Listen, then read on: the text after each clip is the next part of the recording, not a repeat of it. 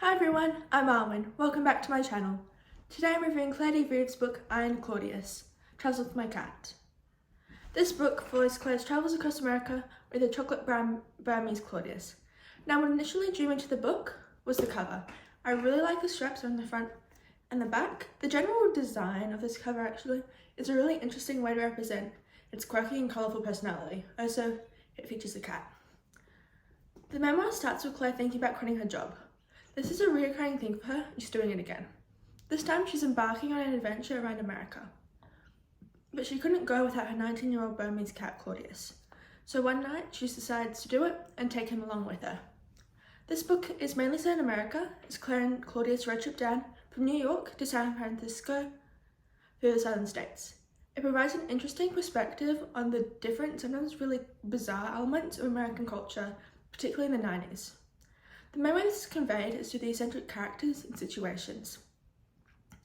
This book is written in first person from Claire's perspective.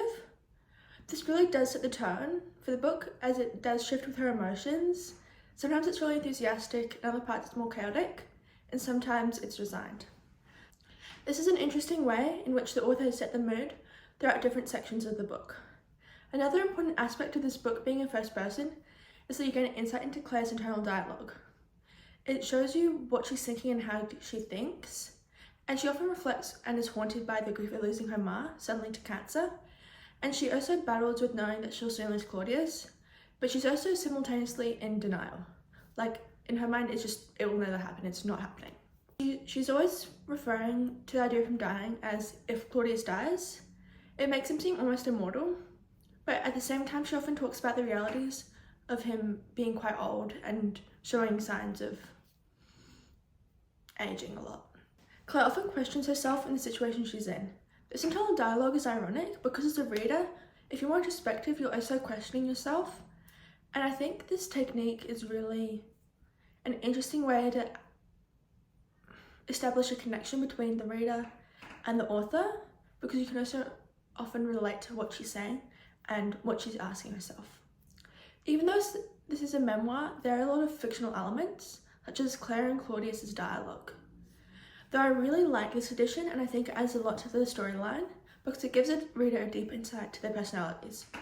One of my favourite examples of this is when Claire gets herself into an interesting situation, and when she gets back, she asks Claudius, "Why didn't you tell me I was being taken for a ride?" And then he replies with, "What am I, psychedelic? I didn't think you'd fall for it."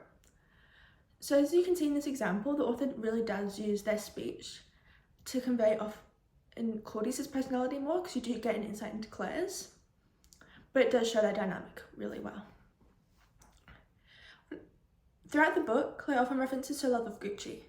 She either uses it to contrast the situation she's in, or even to show her tendency to make impractical decisions. She also just uses it because she loves Gucci and she loves pretty things. One of my favourite examples of this is when she's thinking and she says to herself, "For a moment, I ponder the imponderable. No water, no electricity, no Gucci." On a more serious note, at the end of the book, Claire faces the grief of losing her ma and losing Claudius. This is particularly powerful in the line, "Do I really want those last images of him, which I have of her, to haunt me in the same way?" She's often really introspective, but in the last couple of pages, she's just really coming to terms with the thoughts that have followed her throughout the book. This is particularly true with the grief that she faces. She finishes with the line, "I have stopped running." Even though it's such a short sentence, it gives an ending that is satisfying but still a little bit open-ended. I really enjoyed reading this book. The setting added a lot to the story, I fell in love with the characters, and I enjoyed the more introspective elements.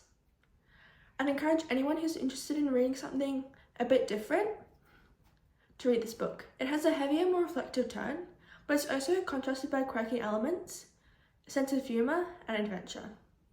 So it balances each other out, so it's not too deep, but it's also not too silly. So that's it, yeah. Thank you for watching today's video. I hope you enjoyed it, and feel free to let me know what you think in the comments below.